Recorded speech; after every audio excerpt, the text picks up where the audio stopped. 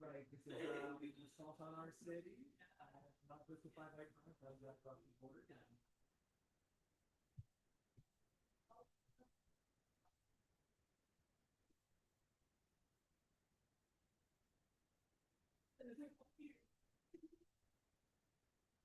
Well, in a way, yeah.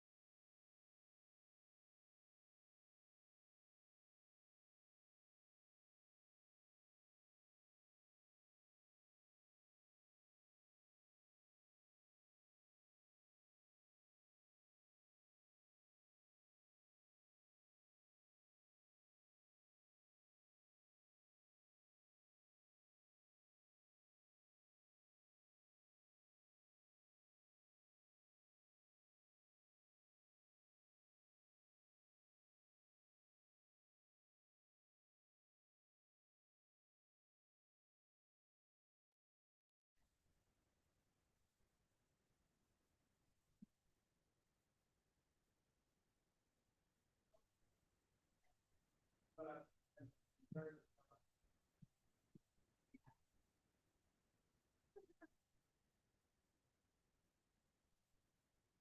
looks like, yeah, yeah. You know what?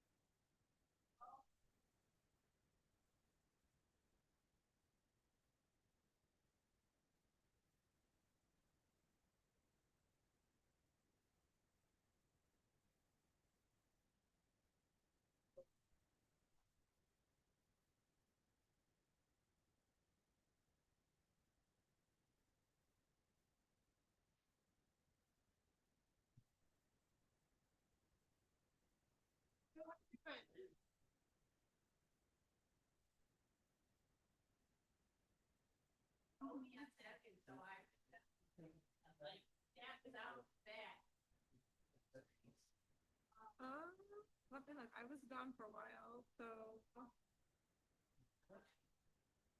let me see if I can find it. If I can, I can send it to you again. I would have you.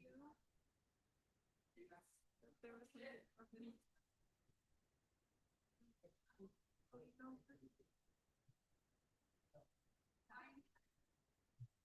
Yes, here it is. I will. It's below. It's the second section, but I will. It just says July meeting recap on meeting. So I will forward this along to you. I got you. Thanks, Sid. I got you in here.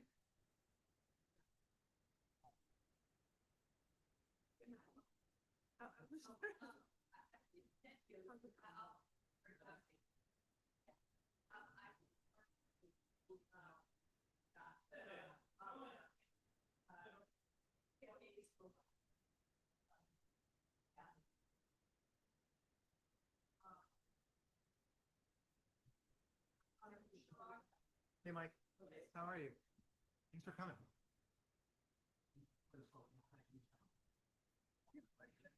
What's your name?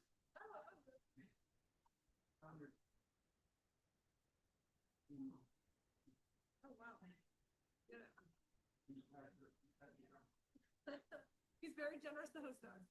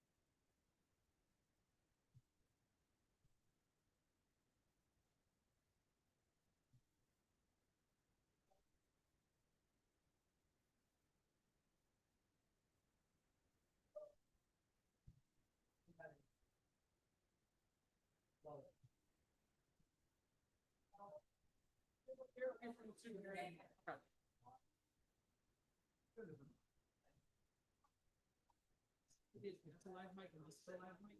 So. Are we not talking now at all? Good.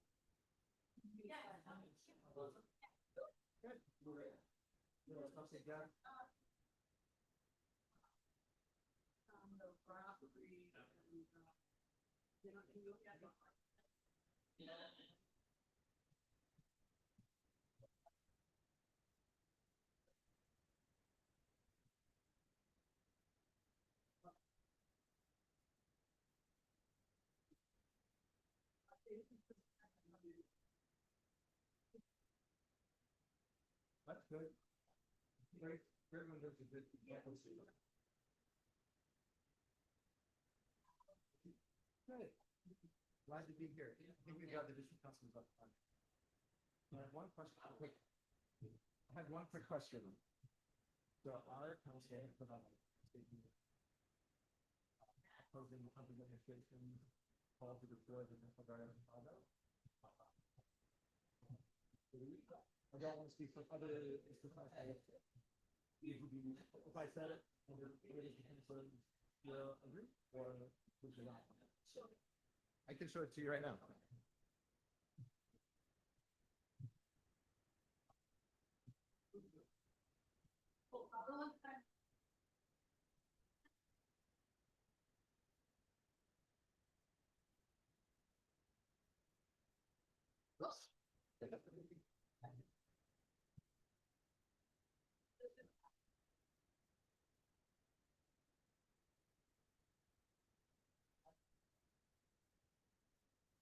Hey guys.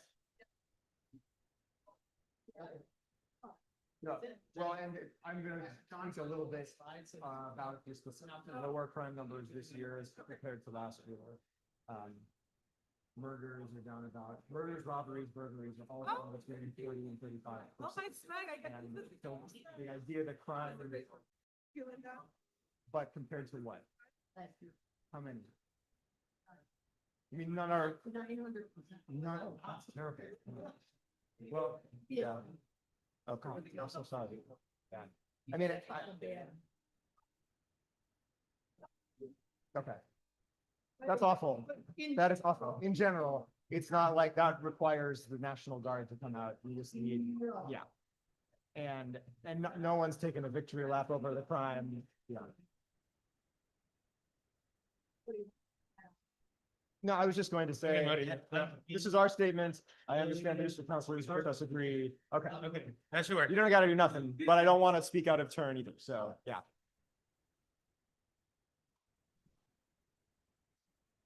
Okay. So just get them with you and if we need them. Okay.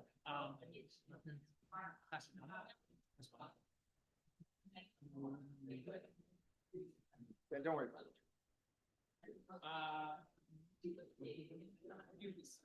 I can, do you want to? Well, I guess you're not. We can move. I thought. I just need to be plugged in because I'm controlling the level. I can switch with it.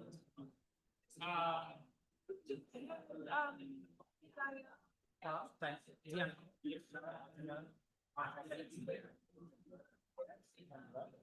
And they said they're all good. We have our. They don't have a. Because we're in a different system. So these, yes. Say, It is Sergeant August.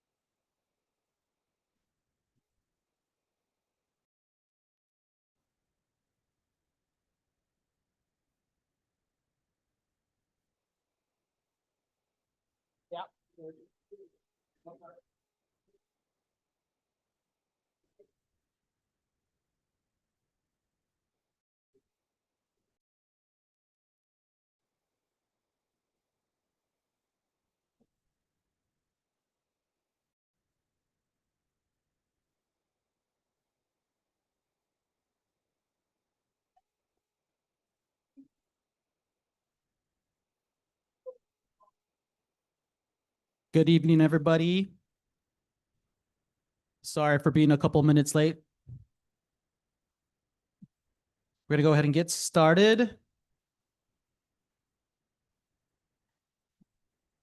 All right, welcome everybody. We're gonna go ahead and do a roll call for the 19th district, and I'll make some introductions because we have some special guests here today. Sam Schoenberg, Jenny Schaefer, Mauricio Garcia, present. I did want to take some time. Next slide, please. Next two slides, actually.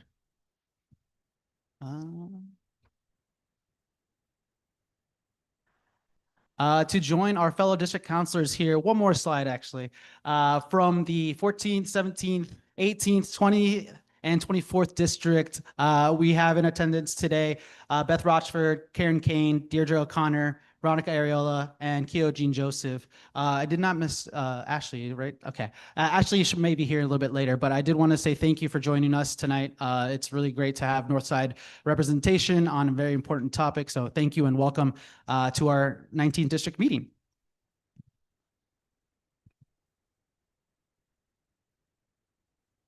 All right, we're gonna go ahead and go through agenda.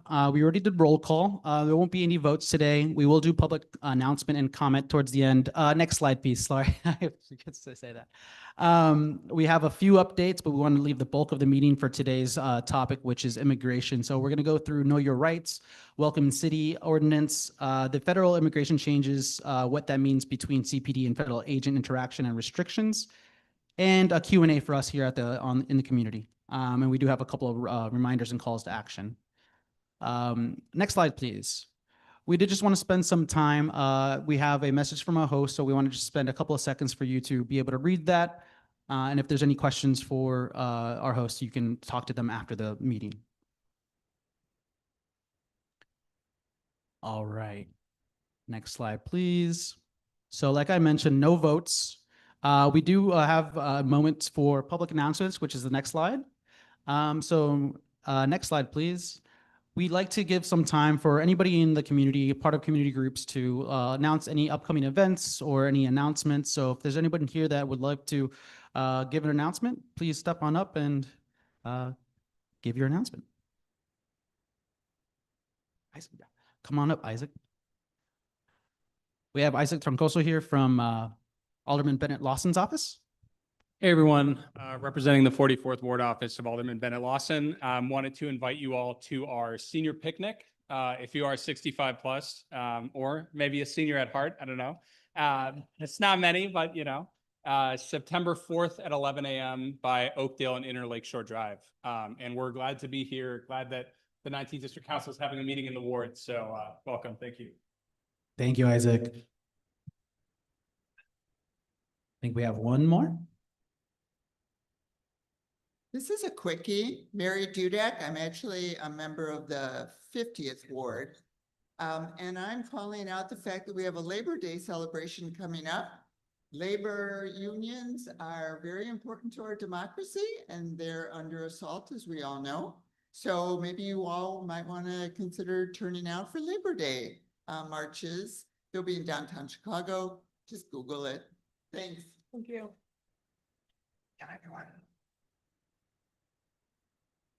Is this on? It sure is.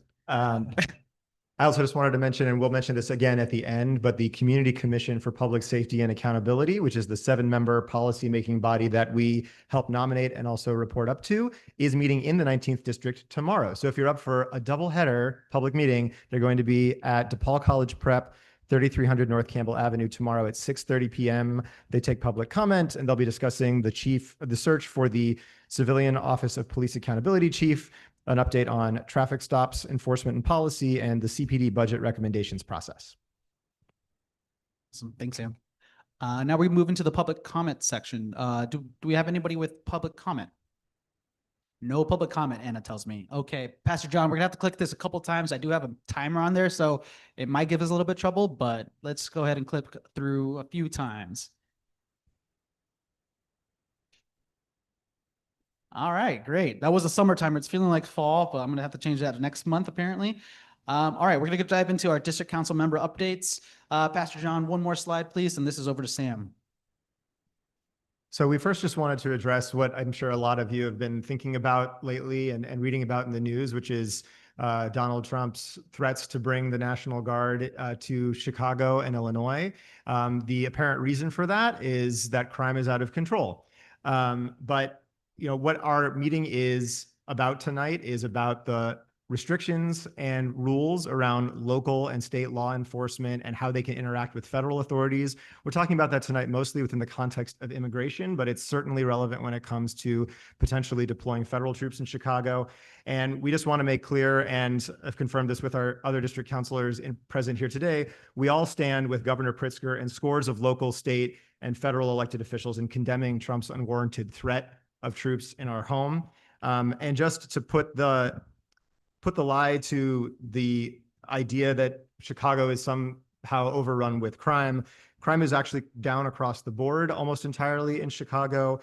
Murders are down. This is according to the CompStat report that CPD put out this week.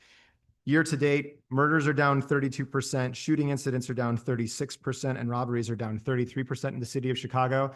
That's, of course, not a victory lap. We are blessed with lower crime now, but there is still crime happening. We are still focused on it. And when it happens, even one is too much. But there's no pretext for requiring any sort of federal troops here, especially those that don't have any experience in local law enforcement or training in that area. So we just wanted to make that clear, and we'll be continuing to monitor the situation. All right, next slide, please. Thank you. Did want to announce that we do have our subject matter hearing on our parking enforcement initiative coming up next week, September 3rd. So for those of you not familiar, we are meeting in front of the Committee on Public Safety related to parking violations in the city of Chicago. Across the city, 8% of 911 calls are actually about parking violations and are addressed by CPD today. We know that the Department of Finance actually does parking violation citations and addresses parking violations. So our idea and initiative that we're presenting to City Council is that the Department of Finance instead takes on those 911 calls related to parking violations. And we're really looking forward to putting that in front of the City Council and seeing how our proposal can move forward to make this a pilot program in the 19th and 8th districts, and hopefully if it's successful across the city. So we will keep you apprised of that initiative, but we are asking for help. If you are available next Wednesday, September 3rd at 10:30 a.m., we would love for you to come in and make a public comment, especially if you're in support of this idea. Again, September 3rd, City Council, 10:30 a.m., you will be able to give public comment at the beginning of that meeting, and we would love for you to join us and show your support.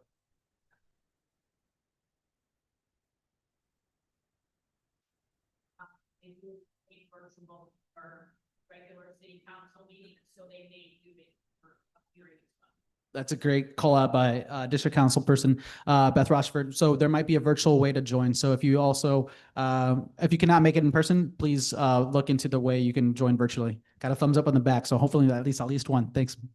I also want to acknowledge that we're joined here tonight by staffers from Alderman Bennett Lawson's office. You already heard from Isaac, and also from Alderman Andre Vasquez's office, a couple of staffers here, including a district council member. And both of those alders have signed on to this proposal. Overall, I think we're at 11 alder people who are signed on throughout the city. That's making our way towards a majority for this proposal to move forward, and we're hoping to continue to gain momentum. So wanted to thank you all for your support, and please come join us. Next slide, please. One other thing we just wanted to keep everyone updated on, we talk frequently about the CARE team in Chicago. That's a non-police crisis response team that focuses right now on mental health crises. There have been quite a few stories recently about some of the failures in the CARE program. And while it's disappointing to hear about these are things that we've been hearing about internally and working really hard to address. So in lots of ways, we're really excited that this is coming out and giving us a real way to fight for what care needs to be in Chicago. It's the idea of care is really successful in other cities. It's the problem here in Chicago is just the implementation of it. So that's exciting because there's ways to improve that. Some of the things that we believe need to happen is we need to make sure we expand funding.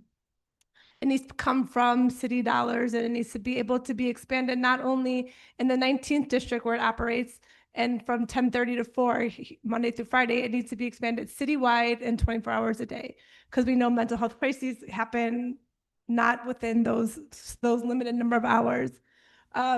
We also really need to be thinking about what types of calls responders are going to. We need to think really about how we can expand that so that we can get the most use out of the CARE team.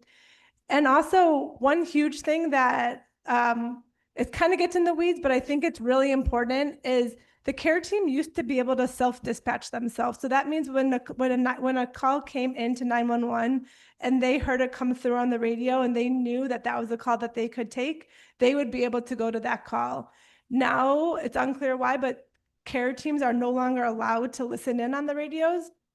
So all of those calls that they were getting through that, which was the main way that they were getting calls, has diminished. And the number of calls that the CARE team is currently going out to is very, very small. We are waiting on a FOIA from the city to get the exact numbers.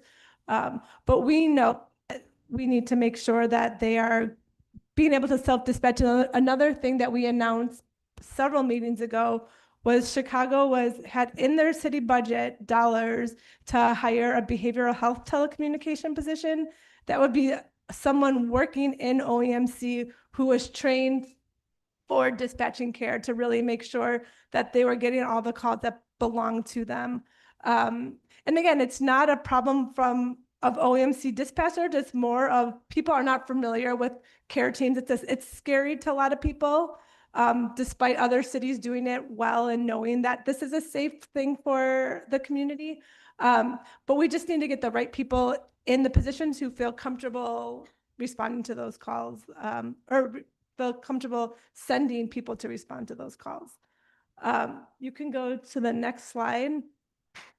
So one of the things that we've been doing, what we just did actually yesterday with Linda and several other people from Chicago, people, organizers with Treatment Not Trauma, people from the mayor's staff, as well as Alderperson Rosana Rodriguez Sanchez, and another district council member. We went to have a conversation with Evanston, our neighbors who are they have a care team and they are doing it really, really well. In the first 6 months, they responded to just over 1,000 calls. Their team of 4, they have 2 teams, 4 people total, responded to just under 1,000 calls. We hear from them that their numbers of responses just keep on going up and up and up. And so learning from them is really important. So being able to bring some of these key people from Chicago to Evanston we had a meeting with Evanston Leadership of Care responders, as well as one of the police commanders in Evanston Police Department, to hear from them what was working and how they got their program off the ground. just quickly, some of the key takeaways from that meeting. CARE is responding to a wide variety of calls, not only mental health related calls. So thinking about mental health is more of it, or thinking of these CARE teams as more of a non-police crisis response. What are the things that police really don't need to be responding to that other people are better equipped to respond to? So Evanston responds to things, for example, well-being checks, ordinance violations, still mental health crises, and then nuisance complaints, among many other different call types. One thing that I think really stuck out to me was the caravans are different than police because they have no authority to ticket. They were very clear that their main reason for showing up is to help a situation. And I know that that's similar for police, but they come in with a different set of tools. If someone is laying in a doorway, blocking an entrance to a business, they have bus passes to help get them on the bus or somewhere warm. They have gift cards to get food. They have different supplies that people might need that the police just aren't equipped with. And they just the way that they come at it and the time that they have in order to really care for the person felt like a difference between what police are able to offer and what the CARE teams are able to offer.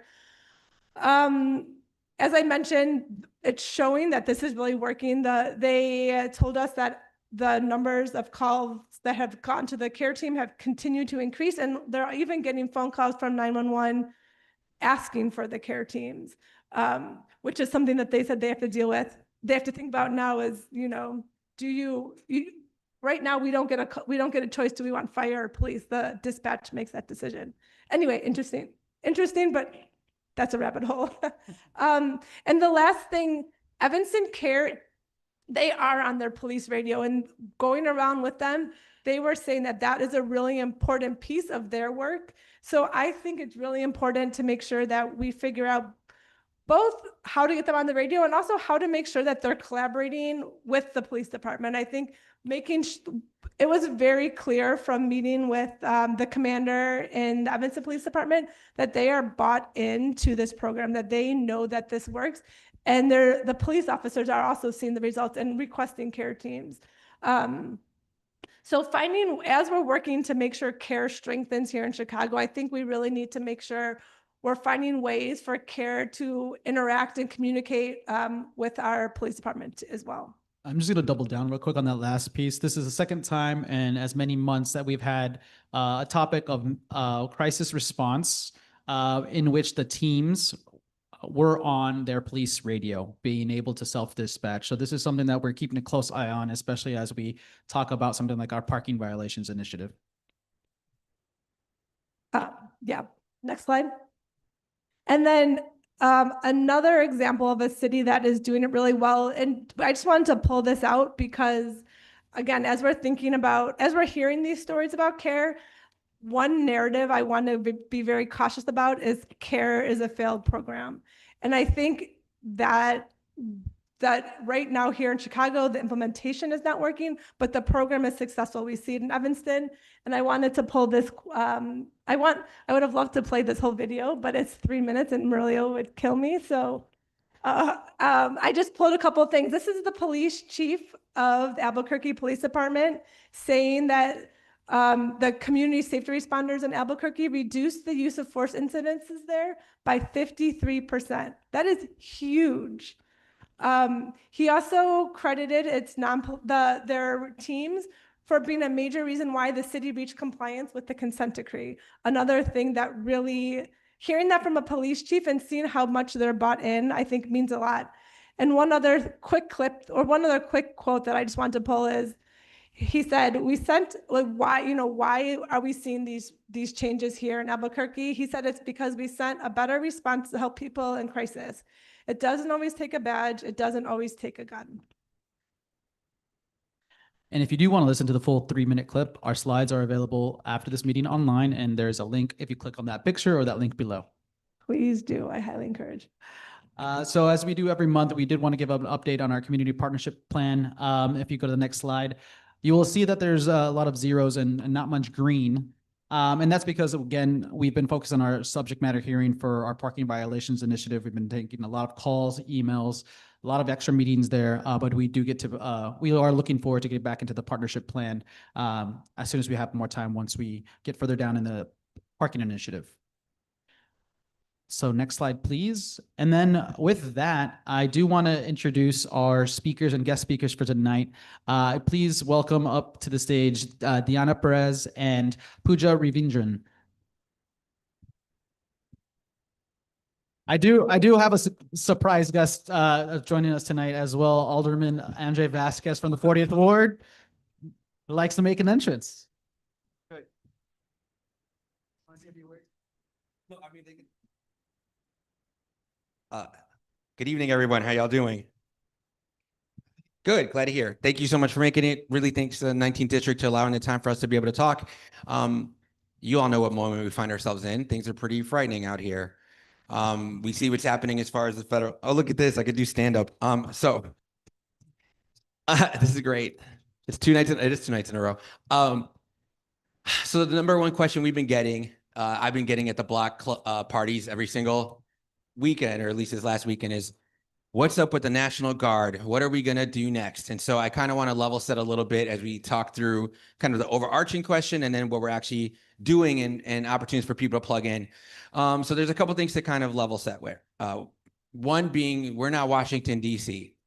Washington, D.C. is particularly structured so that the National Guard has more impact and can kind of present the way it has been presenting nationally. I think first we should all understand that we have a con artist in the White House. And so a lot of what we're seeing is intentional to cause the same level of disruption, trauma. You ought to look at your phones and TV all day and feel completely drained 7 months into a 4-year term.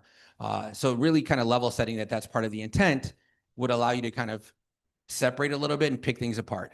So we have a governor in California named Gavin Newsom, who seems to do a great job of sticking his chest out and telling Trump to bring it 24/7, all caps on text messages or tweets, I should say. And yet you don't see California looking like it's swarming with the National Guard. That should be a quick sign to you that the capacity is not there to actually do that. Because if you're egging him on to get that sent and it's not happening, right? Somebody who's as thin-skinned as the orange guy, you would imagine they would do that. They're not able to. So more likely than not, what I anticipate Chicago looking like is some level of National Guard. I don't think anything as big as what people are fearing. Maybe there'll be a downtown or Michigan Avenue, worst case scenario, if at all. And I think the intent is to get people to get riled up and want to protest. And I think in Chicago, which is a union town, as we all know, people are more prepared as to protest, to express their freedom of speech in a way that they kind of understand the boundaries because we're Chicagoans. But what could happen is somebody from Winnetka could throw a bottle at an officer or an ICE agent and it cause an issue. That's probably more the concern, and that is what they would want to see happen. So then you have a news story that gives more justification to carry on a narrative. And so I think when people are asking like, what's happening or National Guard coming, I think that's probably more realistic about what might be seen or felt. But what I think there's a number of things that one can do separate from what our esteemed members of the committee will be able to share. Get to know your neighbors. That's like number one. Before there were smartphones, back in my day, people knew how to talk to their neighbors. That doesn't occur much at all because people find their community on their phone. Your algorithm is confirming your bias. You're talking to your people. And the issue is when you're talking about the fear and ignorance that are being propagated, it tends to breed in isolation. And so the less people talk to each other, the less you have community meetings, the less you have block parties, the less you have potlucks in your backyard, the more people who are feeling disenfranchised by government will cling on to anybody giving them any alternatives. And so I think that's largely what we're seeing and something that we should all be reminded of, because the Trump numbers went up everywhere, including Chicago, when it came to the election. They're here. They just don't wear red hats, and they're not like the extreme level. They're people who feel like neither party gets it done for them, so maybe they took a gamble. And all of us, I would wager, have had moments of ignorance and fear and not being the most educated about people that are different from us. And the best way you overcome that is through more exposure and interaction with people who are different from us. And so the number one thing you do is be neighbors. It also allows you to build the relationships necessary when you're putting together a rapid response team or mutual aid support systems. So that would be my first thing. And then there's things you can do to help that I can't help you with because government's not going to tell you where the mutual aid groups are. The mutual aid groups do not want to interact with government because they could get tracked back or you get sued or FOIA'd or other connections. And so there's a lot of opportunities to plug in that if you were to like look up mutual aid on your Facebook page, you'd find the groups in your neighborhood that are doing some of that work and be able to plug in. So that's just kind of my long intro. And then I'll pass it over to our committee chief of staff, Pooja Ravindrad. Here you go, Pooja. Thanks, Chairperson, Alderperson Vasquez. I'm just gonna do a quick go over of what the committee does, the agenda, and just some background on some of the legislative policy work. And the bulk of the presentation, our Director of Community Engagement, Diana Perez, is going to give the Know Your Rights training for you all here. So hopefully y'all brought your notebooks and pens to take a lot of notes from that. So we'll do, oh, if you'll go to the next slide, please. Thank you. So we're really grateful to be invited by the police district counselors that are here. We've been doing a lot of events in the community based on the community's needs across the city. It's a citywide committee. And so if you are part of a group or you know an organization that you think can benefit, we've done them in schools, we've done them for businesses, please reach out to us at CIRR@cityofchicago.org. We'd love to work with you in your community. Next slide, please.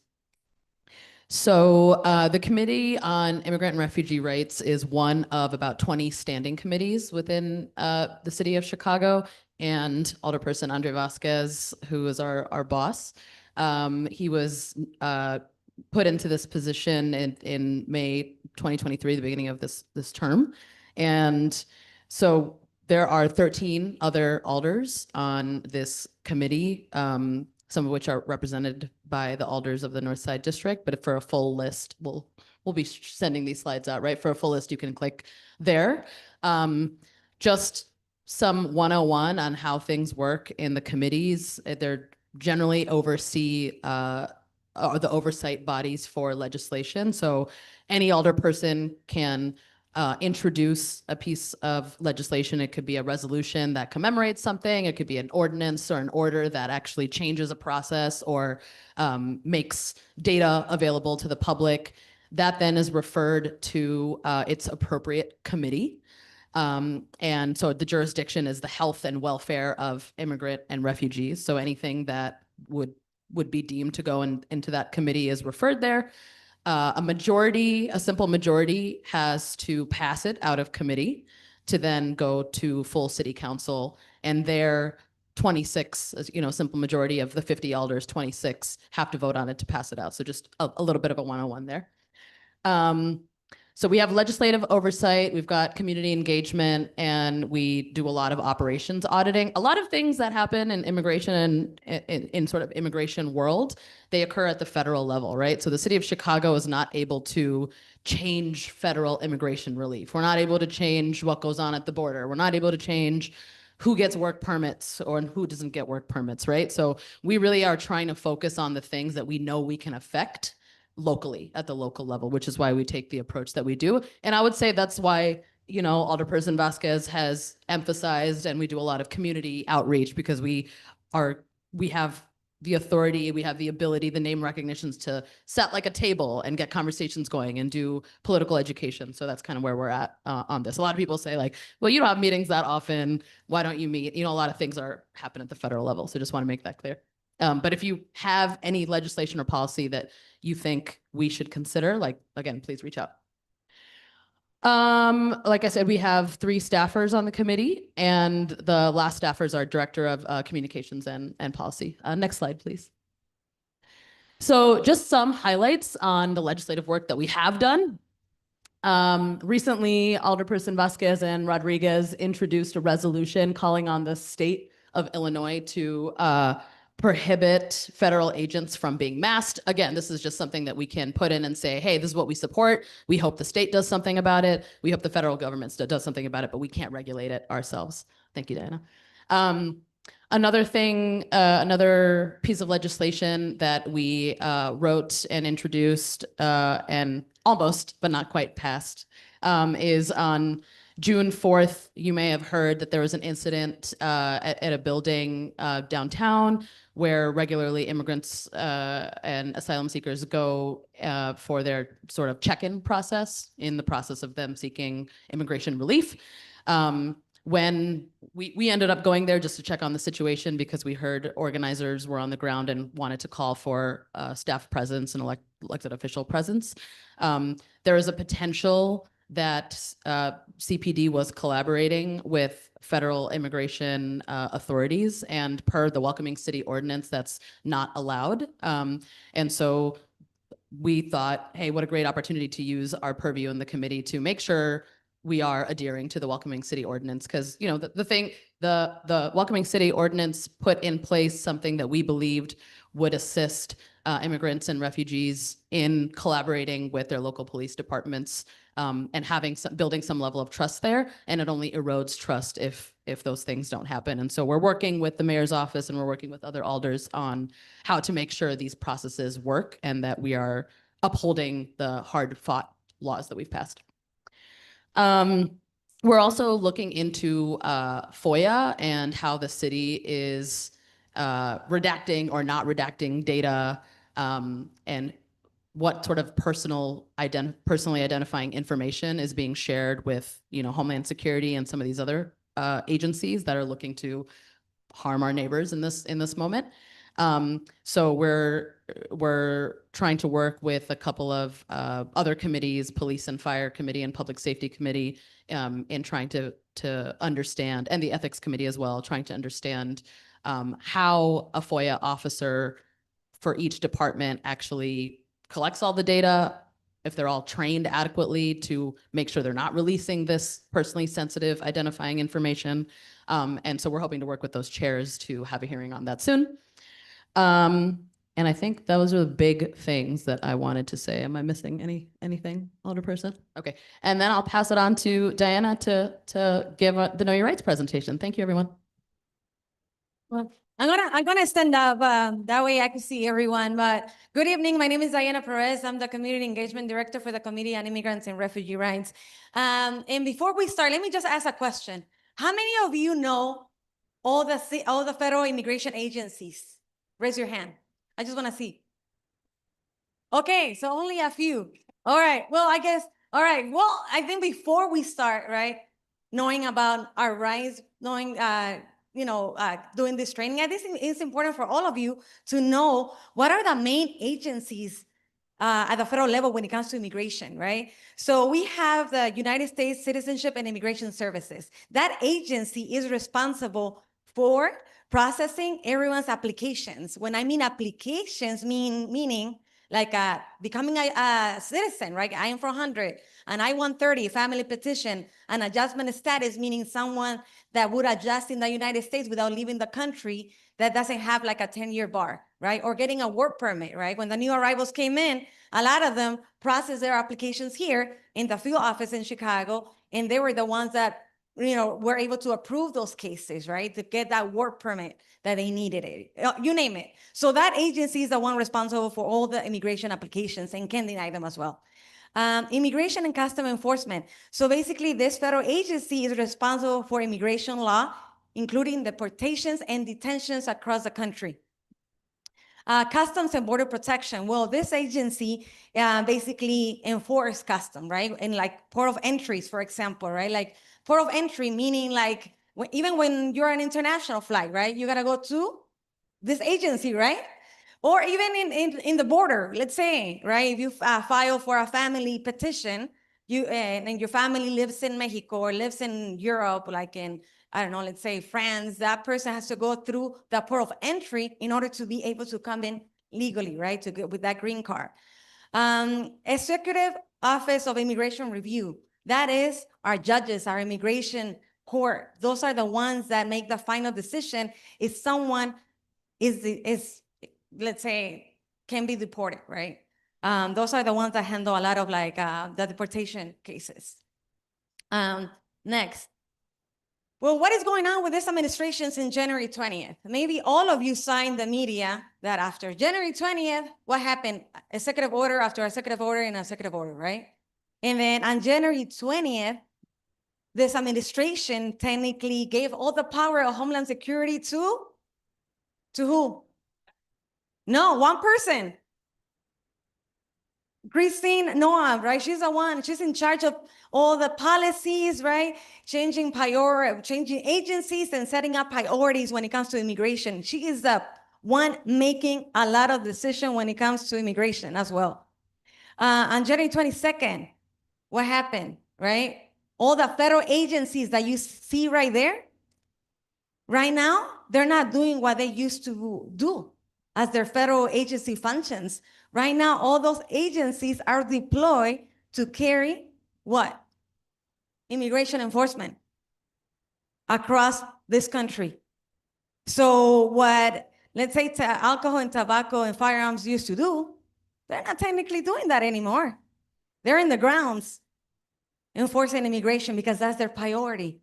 So their functions have changed since those agencies became established when? After 9/11, right? The Homeland Security became established in 9/11. Their functions are not the same today that what it used to be with the previous administration. So let's keep that in mind that all these agencies have a main focus, which is immigration enforcement across this country. Then on January 29, what happens? The Lake and Ragley Act, right, was introduced at the federal level, meaning that anyone that commits a lower level crime can face deportation in this country sometimes without even due process. A straight deportation in this country. So, and not only that, right? We also had like the TPS that got removed from some other countries, the parole, you name it. But I want to focus on this, next slide, my bad. Expedite removal. Let's start with expedite removal, which maybe some of you saw in the media, right? The expedite removal, what that is. So basically that program, like an immigration officer can detain and deport anyone without even going to their courts or having a judge hearing to decide if that person can stay in this country. So anyone that came into this country without inspection or parole can be deported. Anyone that has been less in this country, physically present in the United States in the past 2 years, can be deported. And they're implementing this program across this country. But I want to say one thing. With parole, I think it was 2 weeks ago that a judge blocked that. So someone that came in with parole with a CBP one, for example, right? Like, let's say like a lot of the new arrivals came in through the CBP one. Right now, well, technically the judge said that they cannot deport them. They cannot, expedite removal doesn't follow to them. But let's say anyone that came in without inspection in less than 2 years can be in deportation proceedings. Those are targets. Next one. I mean, if you could go back to the registration program, maybe you have seen advertisements on TV or in the media as well, right? People need to register, right? What that means, who's supposed to register and for what and why? Well, on April 11, it was announced that non-citizens have to register at these programs if they're in the United States, effective as of April 11. So the goal, right, is to find, arrest, and deport and pressure people to leave if they don't register. So who is registered, right? Who is already under that registered program? So anyone, basically this is not even new. This has always existed. But technically anyone that has already a pending petition. So if you became a U.S. Permanent resident like 15 years, you're already registered, right? Someone that came in with parole is already under that program. Anyone that has a work permit is under that program. Anyone that entered the country with a visa, I meaning a student visa, tourist visa, work visas, they're already registered. But someone that has been here for so many years that hasn't been able to process any immigration case or immigration paperwork hasn't registered yet. So let me ask you guys, when was the last immigration reform? Anyone? 86. So that's like how many years? Like almost 40 years. So the last immigration happened almost 40 years. And most likely, and it's not like the system was made for us. No, it wasn't. The system was to make it harder for people of color not to become USA citizens. So it's not like someone arrives today, they arrive today, by tomorrow you become permanent resident, by the third day you become citizen, by the fourth, you're able to vote. That's not how it is. So since the last immigration reform, there's a lot of people still waiting. And let's say if these people are not permanent residents, they don't have any pending applications with USCIS, they're required to register today. But we don't want our people to register. I think it's more important to tell our community to seek legal advice before you go there and share your information with these federal agencies. But I just wanted to share that out for you all so you could understand that a lot of people have been waiting for so many years. And when people talk the system is broken, no, they make it like that so people can not be able to access and become a USA citizen. All right, local policies. Well, I think all of you know about the welcoming ordinance, right? That the police cannot collaborate with ICE. They cannot share any type of data. And they cannot deny, the city agencies cannot deny any type of service when it comes to our immigrant communities or as their legal status. At the state level, we have the Trust Act as well, right? They're prohibited from asking any type of legal status or collaborating with ICE. All right, so why is it so important for people to know their rights? I think, let's say, you all probably know someone in the community that you can share this information, but if ICE comes to your home or your neighbors, your friends' home, it's important that, first of all, especially for kids, right, not to run and open the door, because kids tend to do that, right, to ensure that everyone, have a protocol in your house that don't allow the kids to open your door. And it is important that anyone that comes in, if it's an immigration agent, that agent has to show a warrant signed by a judge. A lot of times we see judicial warrants, we'll go over it, but if they don't have a judge, a judicial order signed by the judge, they cannot just come in and detain someone, right?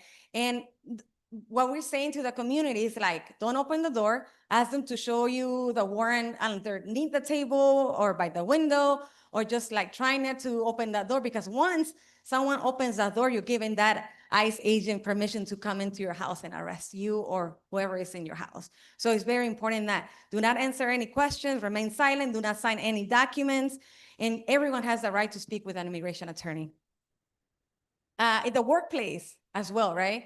Maybe some of you are business owners or no business owners, right? I think it's also important that business owners implement and do know your rights trainings for their employees to ensure that they know their rights. So as well, it's like if someone comes to their business and that business owner or the manager, whoever it is in charge of that business, to ensure like their employees remain silent, right? They have to, again, ask for a warrant. They cannot sign anything, and they do not consent, right? Again, they do not consent for federal agents or ICE to come into their space. So I want to also highlight, right? We're also highlighting, right, during these trainings that for our immigrant communities, people do not carry any documents. What I mean, foreign documents. So maybe like a passport that you're from, I don't know, Mexico, Guatemala, or you're from another country, or your matricula, right? Maybe some of you have seen IDs from other countries that people carry. We're asking them not to carry those identifications, because let's say if somebody's detained and you show that ID, what happens? You're already telling them where you're coming from, where are you from, right? So obviously that we're asking people just get the city key, get the standard driving license that anyone in here in the state of Illinois has access now to a driving license and a state ID regardless of your immigration status. Private spaces. So I think this is very important when we talk about like not allowing ICE agents to come into private spaces. So for example, right, let's say in a workplace, in the schools, right? Let's say even in here, this is considered a private space.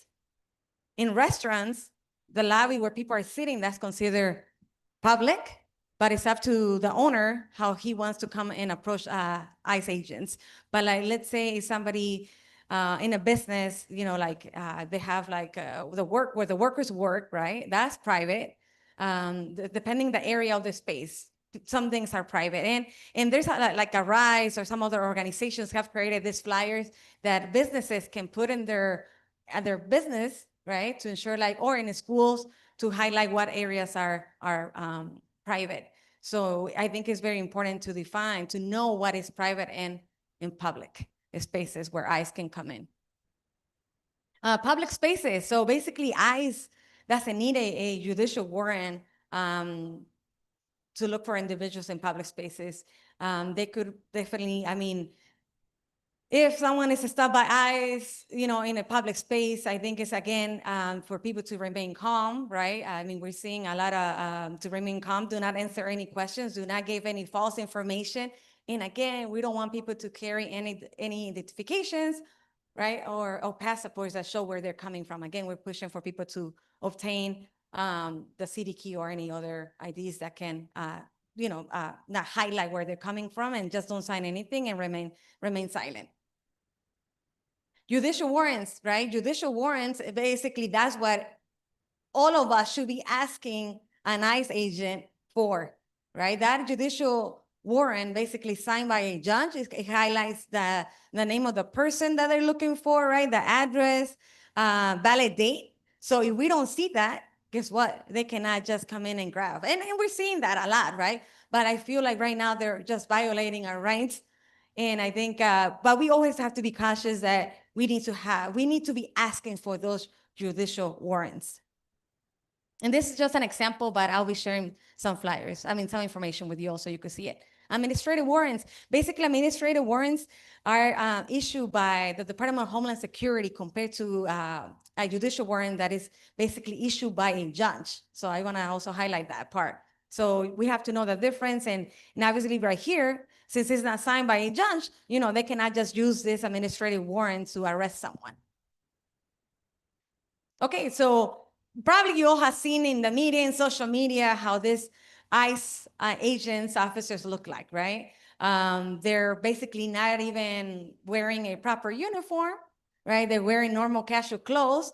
They're covering themselves with masks, but they do say police, right? Which sometimes can be confusing.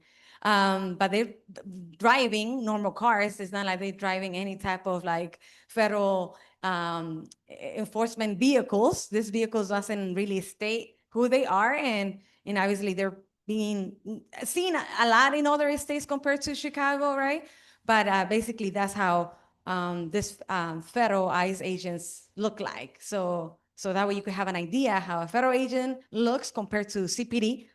And obviously CPD, well, we have some officers here. So obviously you all know how maybe an officer can come and see like the difference between, you know, an officer has their uniform, they have their badge, they have their information and all things, right? You could ask them for their name, they could ask them for their badge, compared to an ICE agent that doesn't really have that, and they're not sharing anything when you ask them who you are and where is your badge number. They're not sharing that. So we could have a better understanding who they are. So what can you do when someone is detained, right? Let's say if you know a neighbor or someone or a friend or someone in your community that is detained. Well, the first thing is like the ICE locator. So basically the ICE locator is where ICE technically goes in there and updates, right, where someone is being taken. So for example, Illinois, even though we don't have a detention center in here, we have the Broadview in the state. That is only an intake center. And then after that, maybe the person is taken to Indiana, Wisconsin, you name it, right? Or sometimes even Texas. But like right there, you could search the person where they're being taken, and you just need their name, full name, first name, last name, sometimes the country of origin, where they're from, the date of birth, and sometimes you might need that A number. But let's say if you don't have that A number, just with like their full name and country of birth and their date of birth, that should work. To find the person, right? But right now, because they're moving people from left to right across this country, right? It's very hard for the ICE locator to update everyone. So it could be tricky. Also ICER. Oh yeah, sometimes the A number. Yes, only sometimes with the A number. Basically everyone that is detained. A registration Registration, number. right? Yeah, sorry. So yes. So even when you become permanent resident, you get an A number. Every time you file for an application or anything like that, you get an A number. So that's a registration number that everyone has if you're not born in this country. The ICER hotline. You guys got your phones? I'm gonna give you the number. Oh, we have, 'cause we'll go over that. You got that one? Yeah. Making sure. For that. So yeah. So the ICER hotline, right? The ICER hotline, which if someone can pass out those, yes, those packages. They're in Spanish and English, but the ICER hotline is the best way to reach out and get support if someone is detained. So basically, you will see it on this package. We have some in Spanish and English, which is the 855-435-7693. You could call there, and basically someone should be able to assist you and connect that family with an attorney and help you find and get connected with resources as well. Also, the consulates. So for example, reaching out to the consulates also helps a lot because they technically know already in advance who got detained. Because the embassies in Washington, D.C., sometimes they end up sharing data to the consulates or people that they are looking for. So the consulates for Mexico, Guatemala, or El Salvador, they do go into the ICE facilities to ensure that that person that is going to be detained, right, to ensure that that person is a national from that country before that person is sent or deported, basically. And also call an attorney. So it's very important that people have access to an attorney. And in this package, you will see in the back a list of immigration attorneys that you all can reach out. They're not free, obviously. Some of them, they charge a fine, but like right now, all the agencies are capacity, but it's important to take that into consideration. And also reaching out to the Resurrection Project is very important, but something else. Having a family plan. So for example, on Sunday, we had a Know Your Rights by Portage Park, and one of the immigration attorneys highlighted, I have a client that reached out to me because her parent got detained. And the daughter of that person that got detained didn't know anything about her parents' history. That daughter didn't know if their parents have a pending application, either that person got arrested before, nothing. Didn't know even sometimes their immigration status. So, having a family plan and having those conversations is very important because if someone is detained in a mixed status family or somewhere, it's important for everyone to know everyone's records, if somebody got detained, if somebody had a pending petition. Because if you have a pending petition and you are detained, sometimes that can help you, stop your deportation. And then we also, we'll share it as well. We also created like a guide for enforcement reporting and detention. So for example, this guy, it kind of like breaks down what congressional offices and senators can do at the federal level. So how many of you know your congressman in this area? Who is it? Mike Quigley? Or and your senators? Senators? Okay, nice. All right. So Mike Quigley. All right. So Mike Quigley, he's your congressman in this area, and all congressmen in this country can inquire on immigration. A lot of people don't know that, but they could assist on immigration matters. So basically, you could file a privacy release form that it highlights on that guy. The family have to complete it, they have to sign it, and they have to file a waiver for the congressional office to inquire with immigration where that person is located at, right? But also your senator, reaching out to Senator Durbin and Senator that's helped a lot when it comes to inquiring on your immigration cases. But I would say, like, if you want to be effective, I would say only reach out to one senator, not two, because when you reach out to two, you're sending two privacy release, two inquiries at the same time, and that delays sometimes the process. So just reaching out to one congressman quickly or decide between Durbin and that work that will help, but all of them can assist on that. All right, so I know if you see any activity in your neighborhood, right? I think again, it's important that you all also reach out to ICER, which you already have their information in here, but it's also to keep an eye, right? On what exactly is happening in your community, right? If you want to report any ICE activity, ensure who is the officer, right? The size of the person, the activity, the action, location, direction, the clothing of that person, the time and date when that situation took place, equipment, or anything that that person was carrying, right? I think it's very important. And I would say, like, if you see any activity, sometimes people tend to go on Facebook. I think that doesn't really help a lot. You know why?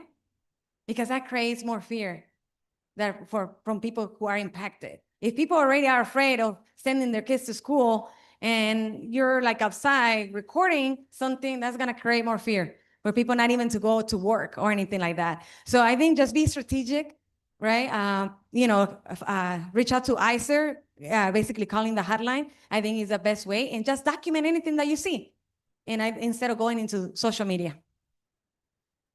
How can you support?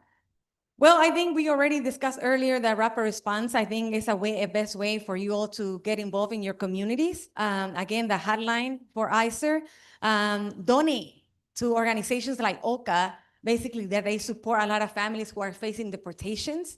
So sometimes families are facing deportation. Let's say if in a family, the dad was a financial provider, right? Or sometimes people don't have the money to pay a bond or pay an attorney. Well, that could help, right? By donating, those funds can help and support some families. Well, you could also support us. How many of you have seen families with children selling candies? Raise your hand. Okay, some of you, right? I mean, the committee has been working on this issue for almost a year. And basically, a lot of these families arrived probably in the past 2 years. They're from indigenous Ecuadorians. They're from Ecuador. They migrated here like everybody else. And informal business back home is very common. Maybe some of you have traveled to other countries and see that, right? And sometimes when informal business is the way that you make an income for your family, sometimes you come with the same ideologies that you could do that here, which you can, but obviously the social norms in here are completely different than back home. So we have been canvassing around business corridor areas where like Fulton, Wrigley, downtown, because a lot of businesses have been complaining about it. So we have been ensuring like we connect these families to social services, right? Do they need legal? Do they need the kids enrolled to school? What other type of support? We also guide them about like you cannot go inside local businesses and sell, right? That child labor law, kids are not here supposed to be working, kids has to be in a school. And we also, we organized already a workshop a few weeks back where we kind of like explain them the process of getting the license, right? We have like social agencies there to connect them with social services. So we still need support because this is happening across the city. So anyone that wants to get involved, please come to us, or you could also go into the website right there to sign up and volunteer and help us canvas. And I think all of you that represent different districts, I think you guys can help us a lot because it's happening across different sectors. And before you go canvas, we could provide you like a training. We provide you a training, we prepare you how to approach someone and how to communicate with them. Because we created like a resource guide that is not only in Spanish and English, but also in Quechua, because a lot of them don't speak, well, they do speak Spanish, but their native language is Quechua. And what else? Well, some of you can sign up for the court watching, right? There's a lot of organizations and entities are doing that you could just go there and watch, you know, like the courts, because as probably all of you heard, there's people being detained in courts, right? So you could support on that. And yeah, you could just volunteer with us when we do our Know Your Rights trainings and canvassing. Let's see, resources. Well, obviously a lot of people are like, well, where can we get legal services right now? Everyone is a capacity right now, right? Everyone, every single agency. When I mean from CRP to NIJC, but people have to keep trying and call, right? Until you get connected with an agency. So I think it's very important that we still share the same resources. We tell people to keep reaching out to the public defenders or NIJC or anything like that. But like in here, right, like I said, in here you have access to just frequent questions when people are detained. That is very important, that the public defenders, you know, in immigration division, they're helping a lot with detentions. The TRP, they're doing a lot of legal clinics still. And then fraud. Fraud happens a lot in our community. So, you know, we created this guide so people are more informed about notaries, where in our countries, they tend to be attorneys. And sometimes in here, they kind of follow the same guy. But in here, obviously, a notary is not an immigration attorney. And sometimes they end up screwing people's immigration case that can cause them to lose a lot of money. So we always highlight the fraud component. And then again, legal organizations. And I think, how many of you are familiar with the standard driving license? Raise your hand. The standard driving license. Not everyone. Okay, so how many, do you remember the temporary driving license for undocumented immigrants? Do you guys know about that? Some of you? Well, a few years back, in the state of Illinois, they passed the TBDL, which was a driving license that for undocumented immigrants, not valid for identification purposes, just a driving license, that it was purple. Not red like everyone's driving license, right? So I would say like in 2022, a group of leaders, community members, they started complaining that they were being discriminated every time they would show that driving license, because that driving license was purple and it will highlight that they don't have any legal status in this country, right? I mean, in this state, in Chicago. So a lot of people organized to change the TBDL into a standard driving license, which California, New York, New Jersey, they have something similar. So this driving license is now valid. That TBDL switched to standard driving license. Now, many of you are getting the real ID, right? You guys used to have like that standard driving license. Well, you guys are getting the real ID. Some folks are getting the standard driving license.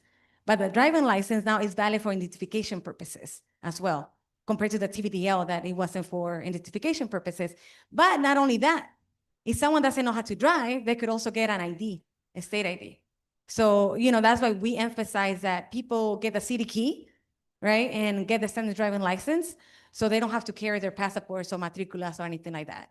And lastly, I mean, the list of immigration attorneys that, again, they're not private, but, you know, like if someone is detained, I think it's very important to reach out to an attorney. And that's all I have. Any questions?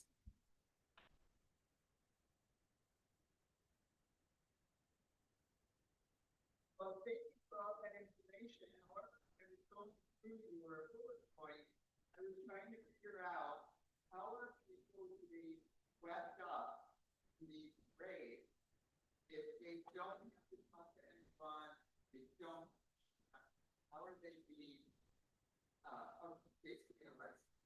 I mean, just think about it, right? Like I think in Chicago, compared to other states, it's completely different, right? Not all of them are sanctuary cities. So people are being, in other states, are being just detained from left to right. And I think even though we're telling people to remain silent, well, yeah, you still, people are looking, ICE agents are looking for some people, right? But you still have the right to remain silent, and you still have the right to have an attorney and fight for your case. But, you know, right now we're facing a critical time, right? So, you know, I mean, I think compared to other states, I think we're more safe. The Council of Mexico, we recently met with the Council of Mexico and said like less than 20% of people are being detained in the city or in the state compared to other ones. But it's difficult not to, you know, like another thing, right? Do you think every single state has all the agencies, immigration agencies that we have here? Not really. Other states don't have all the support, the organizing that we have to defend our communities. Not all of them have welcoming ordinance or the Trust Act. And a lot of the other states, our police are collaborating with ICE. So we gotta also analyze which states are we talking about.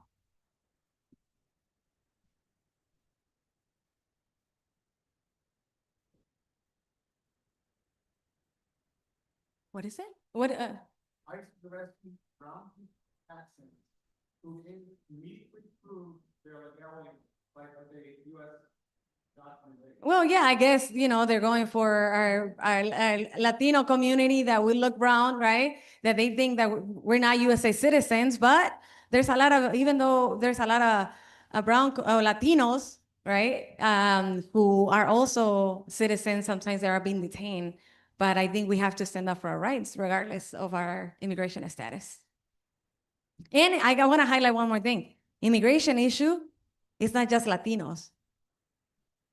I want to highlight that.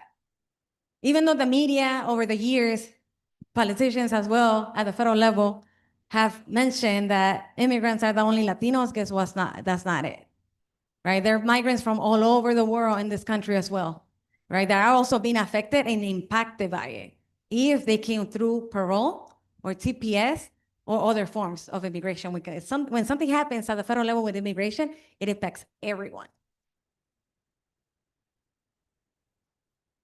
Yeah.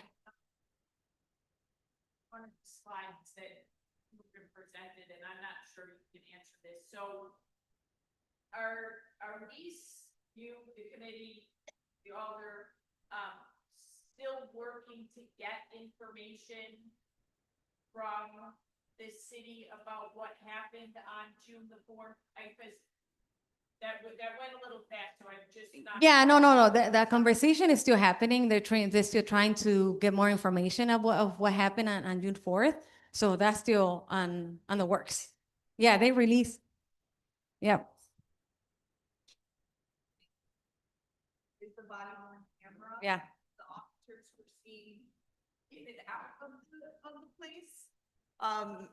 In addition to any other the body worn camera or any other correspondence that happened with the police officers that day to get that information and to analyze it again, because as Andre says, he talks about, not everyone, like, we haven't faced something like this. So it is just a training tool also for Chicago police and OEMC, who are responding to those calls to make sure everyone's trained up on the welcoming city ordinance, and just to have that level of accountability to see where there was a breakdown in communication, if there was a breakdown in communication. Well, that was a question that I had. Oh, Oh, well, just sorry. okay, real quick, because it's on that same topic. And Pastor John, if you wouldn't mind just pressing 29 enter, because that should take us to the welcoming city slide. Okay, never mind. There we go, it worked. We did go through this pretty quickly, and Diane, I was wondering if you could just walk us through a little more methodically. What is the welcoming city ordinance, and what does it say that about what local officers are and are not allowed to do? I mean, local Federal. officers, right? They're not allowed to collaborate with ICE, or when somebody's stopped, they're not allowed to ask for their immigration status, and they're not allowed to share any data with any federal agencies, right? And then at the city level, any city agency, they cannot deny any type of service for anyone, and they cannot question their immigration status. I think that we have to be clear on that. And even at the state level, with the Trust Act, the Secretary of State or any agency cannot share any information of someone or question anyone for their immigration status. Thank you for that. And that touched on something that you mentioned earlier, that some states are actively welcoming ICE or welcoming immigration officials. In Illinois and in Chicago, the state legislature and the city council have both passed laws to restrict what law enforcement can do and what kind of information can be given to the federal government. So I appreciate you. Yeah, no, I mean, let's say like New York, right? California, there's only a few states, right? So obviously, if we go to Florida, obviously their policies are completely different when it comes to Chicago and Illinois. So I think compared to other states, I think it's very important that we stand up for our community, especially right now, and that we continue passing policies at the local level or at the state level that can benefit our immigrant communities, because we know that at the federal level, Right now, it's going to be very tough to pass anything that will benefit our immigrant communities overall across this country.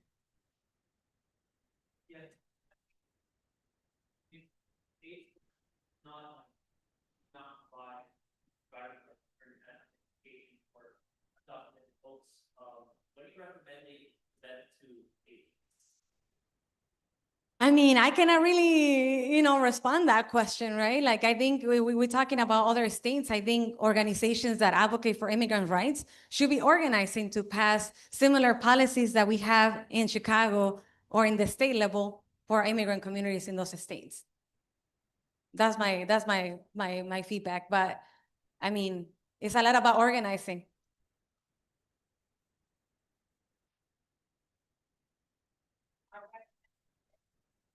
You're not trapped outside of the state of Illinois, really particularly places where they are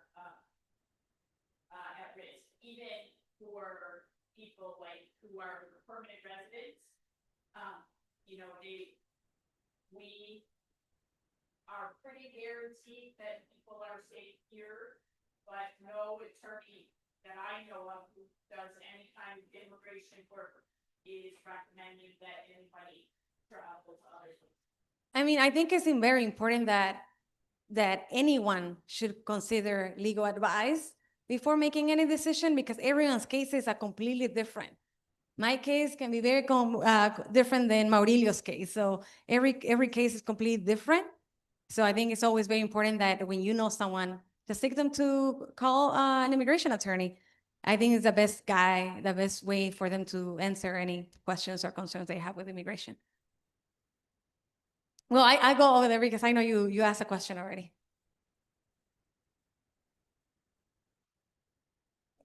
Well, yeah, that would be great. I mean, if you want to maybe come over here and share that. Do you want a mic?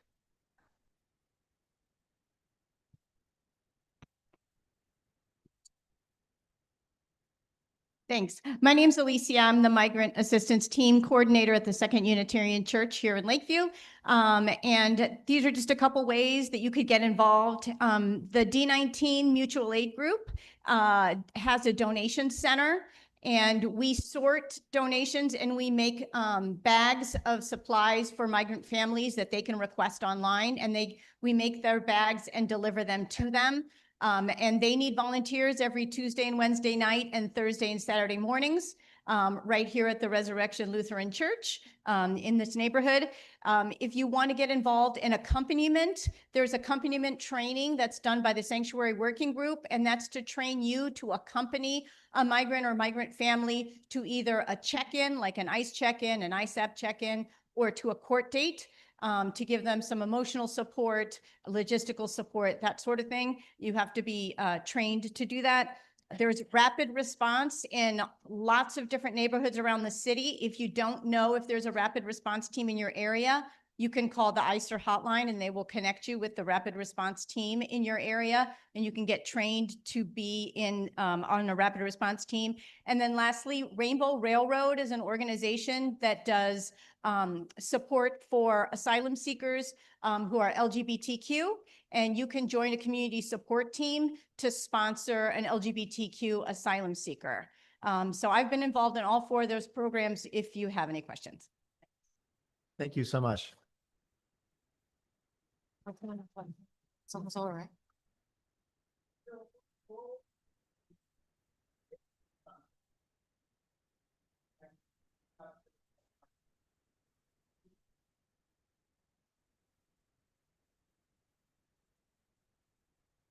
I don't know if we could go back to the slides where how to report an ICE activity.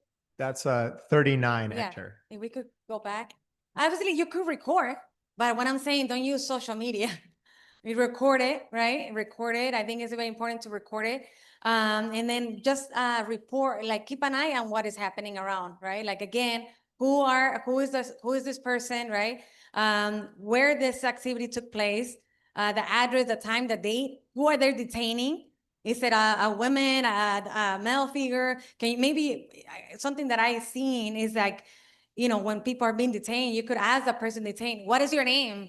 give me your full name or give me something, or like, so like maybe if they're driving, sometimes they have information in their car, right? So just by asking that sometimes can be helpful, right? So you could, when you call ICER to report an activity, that information can help ICER to locate the family or find out where this person is at.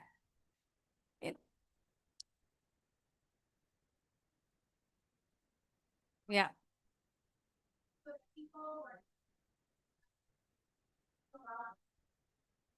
Yeah. And I think that is important, going back to that. So going into those trainings that it was highlighted, getting involved in the rapid response, you're going to get trained on what you can and not do, because sometimes, again, if we're not fully trained, I know we want to help. Sometimes instead of helping, we end up making things worse.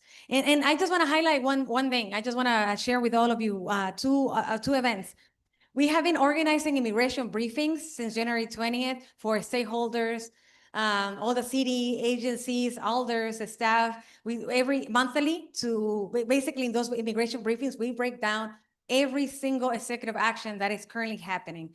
So we just had our past briefing a week, I cannot remember already, but it was a few days back, and we discussed about TPS. We discussed about the notice to appear, right? We kind of break that down for everyone to understand what that is, right? Because even though you might not be an immigration legal service organization, but maybe you do assist or serve migrant communities. So it's very important that every single institution and stakeholder are more informed about immigration. And this briefings comes from the immigration attorneys instead of relying into our media. So we invite you. It's only for stakeholders. So please, we invite you to join us virtually. And then on September 9th, we're hosting a community event, virtual immigration and know your rights virtual, where it's in Spanish, and this is for the community, right? We're hosting it in other languages as well, and we're collaborating with different communities across the city. We're moving across the city and hosting this event because also our community should know about the different changes of the immigration law, so they're more informed and they don't have to go into any type of fraud or things like that. So in case you know someone, please, I think we have the flyers in the front, or feel free to reach out to us. And then for the street peddlers, please you approach me, or we'll send the QR code. So if you would like to volunteer, we need more support on the grounds. And I think that's all, because I don't want to take more of the time, but thank you.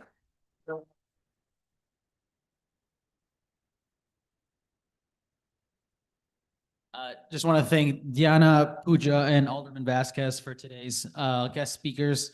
Pastor John, if you want to hit 43, enter, I think that's where we'll start to wrap up. Thank you so much. Next slide, actually. Did want to just reiterate what Sam mentioned earlier. We do have a CCPSA meeting tomorrow night at DePaul College Prep at 6:30 p.m. So we really hope that you can attend and join us there. Next slide.